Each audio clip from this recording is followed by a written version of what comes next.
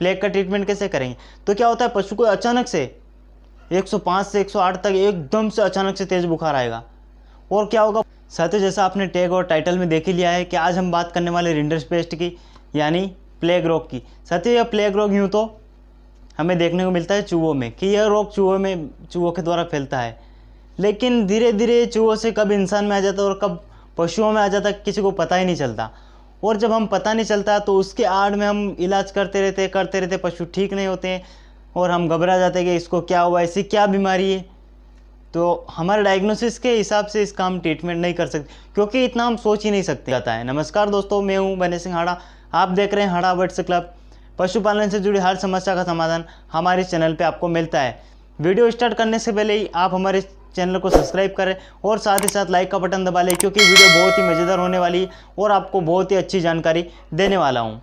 तो आइए वीडियो शुरू करते हैं। साथियों प्लेग क्या है कि एक संक्रामक बीमारी, यानी एक से दूसरे में फैलती है। इस पशु में हो गई, इस पशु में से उस पशु में जाती रहती है, यानी एक संक्रामक बीमारी। इसको रोग महामारी कहते हैं। यह महामारी आती है एक साथ, कई पशुओं को मार देती है, कई इंसानों को मार देती है, कई चूहों को भी मार देती है और चूहों के द्वारा यह बीमारी फैलती है। इसमें पास्चुरेला नाम का एक जीवाणु वायरस रहता है, वह फैलता है और उसी के कारण ये सब कुछ होता है। यानी प्लेग रोग जो पशु जुगाली करते हैं केवल उनमें ही होता है, घोड़े में नहीं होता है, क्योंकि घोड़ा जुगाली करता नहीं। जो पशु जुगाली नहीं करता है उनमें रिंडरपेस्ट यानी प्लेग रोग बिल्कुल नहीं होता। जो पशु जुगाली करता है उन पशुओं में प्लेग रोग बहुत ही ज़्यादा होता है। जिस पशु को भी रिंडरपेस्ट हो जाता है, जिस पशु को प्लेग हो जाता है, उस पशु को अचानक से तेज बुखार आएगा। अब यहाँ पर क्या है, कुछ गलतियाँ हो जाती, क्योंकि तेज बुखार कई सारी डिजीज़ में आता है, एकदम से बुखार आता है। पशु के शरीर पर अचानक से फफोले पैदा हो जाएंगे, लाल लाल धब्बे हो जाएंगे, कान पर लाल लाल फुंसियाँ उभर आएगी, ऐसा लगेगा पशु को कुछ रिएक्शन हुआ है, ऐसे सिम्टम्स दिखाई देंगे। इसके अलावा अगर पशु दुधारू पशु है तो उसके दूध में बहुत ही ज़्यादा कमी आ जाएगी। अचानक से दूध में हमें गिरावट देखने को मिलेगी। ये पशु कल 10 लीटर दूध दे रहा था, आज 5 लीटर पे कैसे आ गया? तापमान चेक किया तो बुखार भी बढ़ा हुआ है। उसके कान पे कहीं देखा तो उसके अडर में देखा तो वहाँ पर फुंसियाँ दिखाई दे रही है। तो यह सिम्टम्स क्या करते हैं, उन दूसरी बीमारियों से इस प्लेग रोग को अलग करते हैं। आप जब म्यूकस मेम्ब्रेन भी नहीं देख सकते, आप केवल आंख देखेंगे तो आंख एकदम से लाल कलर की हो जाएगी, अचानक से लाल कलर की हो जाती पशु में। किसमें? इस प्लेग रोग में। तो यह भी एक इसका मुख्य सिम्टम्स थे। और इसके अलावा पशु क्या होगा, आज रिंडरपेस्ट हो गया पशु को, आज प्लेग रोग हो गया, तो ये 5 से 7 दिन तक चलता है। सिम्टम्स से धीरे धीरे आगे बढ़ते रहते हैं। फिर क्या होता है, आंखें लाल हो जाती है, आंखों में से भारी गीजड़ निकलने लगता है, यानी आंखों में से मवाद आने लगती है, आंखों में हल्की हल्की सूजन दिखाई देती है, आंखों में से पानी बहने लगता है, आंखों में से सूजन आने लगती है, आंखों में से गीजड़ निकलने लगता है, आंखों में से मवाद आने लगती है। ये सारी समस्या इस लाल आंख के साथ, शरीर पे फुंसियों के साथ, अचानक तापमान का बढ़ना, अचानक दूध का कम होना, यह सारे सिम्टम्स का के प्लेग रोग के। ऐसे और भी सिम्टम्स है जो दूसरी बीमारियों से इस प्लेग रोग को अलग करते हैं। जब भी पशु को यह रोग हो जाता है, धीरे धीरे बैक्टीरिया उसके, धीरे धीरे जीवाणु उसके शरीर में आगे बढ़ता जाता है, पशु को प्यास ज़्यादा लगने लगती है। यह संक्रामक रोग है, पशु को एकदम से ज़्यादा पानी पीने लगेगा, पशु ज़्यादा पानी पिएगा लेकिन खाना कम करेगा, ज़्यादा खाएगा नहीं, खाना बिल्कुल ही धीरे धीरे खाता खाता खाना छोड़ देगा। और प्यास बहुत लगेगी पशु को, चाहे बीमार रहेगा पशु लेकिन पानी ज़्यादा पिएगा। तो आप यहीं से भी उस बीमारी का पता लगा सकते हैं।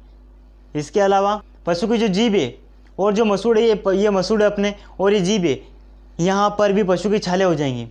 अब यहाँ पर छाले तो कई भी डिजीज़ में होते हैं, जैसे खुर पका हो, मुख पकाम हो गया, ऐसी बहुत सारी डिजीज़ जिनमें पशु के मुंह में छाले हो जाते हैं। यूँ भी छाले हो जाते हैं, चाहे खुर पका मुँह पका ना हो फिर भी पशु के मुँह में छाले हो जाते हैं। लेकिन ये सारे सिम्टम्स अगर एक साथ आए तो हमें पता चलता है कि यह प्लेग रोग है। यही सिम्टम्स इसको हर बीमारी से अलग करते हैं। तो साथियों, जहाँ भी आपको यह सारे सिम्टम्स दिखाई दे, आप पशु को डायग्नोसिस करें। मैं जो आपको बताता हूँ डायग्नोसिस में, यहाँ से जो लक्षण बताता हूँ आपको, इन सब को आप अपने घर पे लिखा करें, ताकि आप फिर भविष्य में आप भूलें ना कभी। जब भी आप प्रैक्टिस करने जाए तो इनको दोहराया करें, इनको देखें, शाम को जब फुर्सत में हो इनको पढ़े और समझे कि आखिर क्या हो रहा है, क्या समस्या आ रही है। मैं कुछ भी आपको बता रहा हूँ, यह सब आपको जब अपने दिमाग में फिट हो जाएगा तो आप जिस पशु को देखेंगे तो अपने आप आपके अंदर से डायग्नोसिस करने की शक्ति बाहर आ जाएगी। तो साथियों, यह हुए इसके लक्षण। अब बात करते हैं इसका हमें ट्रीटमेंट क्या करना है। हर बार ट्रीटमेंट में आके रुक जाती है, क्योंकि यह लक्षण आप और दूसरी बीमारियों में भी दे सकते हैं। लेकिन जब इतने सारे लक्षण एक साथ आएंगे तो आपको याद आ जाएगा कि यह रिंडरपेस्ट है, यह प्लेग रोग है, तो आप वहाँ पर इसका ट्रीटमेंट फिर आसानी से कर देंगे।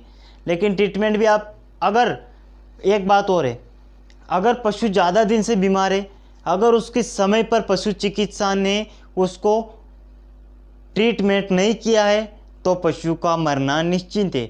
अगर उसको समय पर अच्छे डॉक्टर ने देख के उसका ट्रीटमेंट कर दिया है तो पशु 100% बच सकता है, वरना अगर ज़्यादा टाइम लगा दिया है तो फिर पशु का बचना मुश्किल हो जाता है। चाहे मैं भी बता दूं, चाहे कोई भी बता दे, फिर पशु नहीं बच सकता। लेकिन अगर एक प्रॉपर टाइम पे हर चीज़ की एक सीमा रहती है, अगर उस सीमा से आगे कोई भी जाता है तो फिर वह बच नहीं सकता। जब भी आपको ये सारे सिम्टम्स दिखाई दे तो आप जल्दी से जल्दी एक एंटीबायोटिक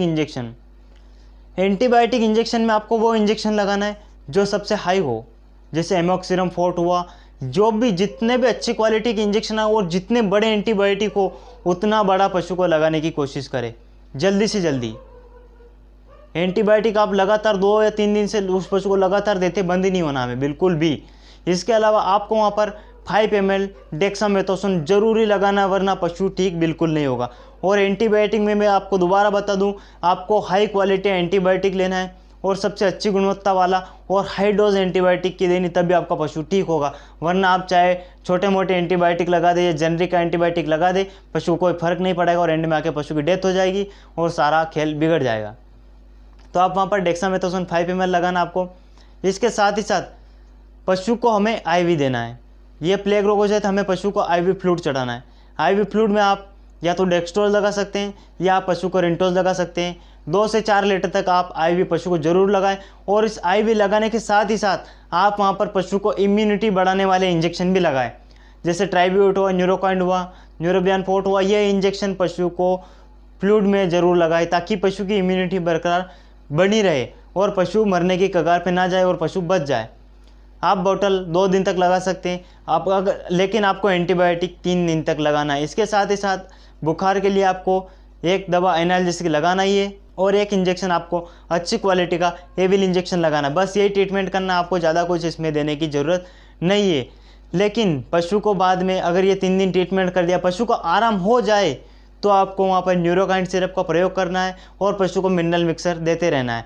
और इसके बाद जब पशु ठीक हो जाए तो पशु को फिर टीकाकरण भी करना है, तब जाके पूरी तरीके से प्लेग रोग से आप ग्रसित पशु को ठीक कर सकते हैं। अगर आपने समय पर ट्रीटमेंट नहीं किया है तो आप यह ट्रीटमेंट भी करेंगे तो भी कोई फ़र्क नहीं पड़ेगा और पशु की एंड में आके डेथ हो जाएगी। साथियों, अगर हमारे वीडियो आपको पसंद आते हो तो आप लाइक ज़रूर करें और चैनल पर नए हैं तो चैनल को सब्सक्राइब जरूर कर लें। मिलते हैं अगले वीडियो में, तब तक के लिए जय हिंद, वंदे मातरम।